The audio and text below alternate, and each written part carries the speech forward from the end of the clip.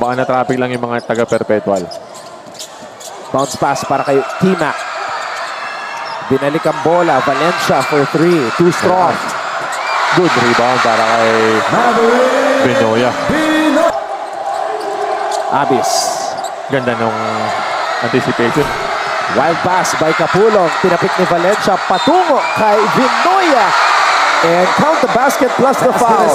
Nakita niya doon na susupal pa rin siya eh. Kaya sinat-fake niya muna.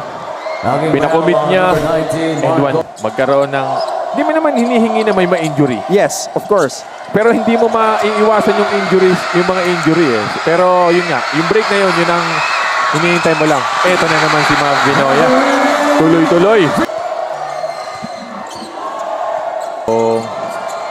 Ayun lang na libre. Oh! Maverick Vinoya. Tumama daw sa paa. And that's what we saw also initially. Yun yung atake ni Vinoya. Opportunities there para sa Arellano. Ayun na naman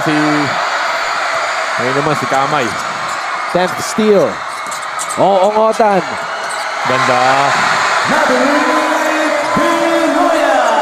This is a 5-0 run. Natin yung foul na yun kay Jan Avis dahil papass break na. Actually, papunta na sa front court nila itong Arellano.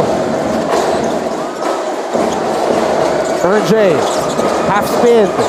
Vinoya for the tie. Oh!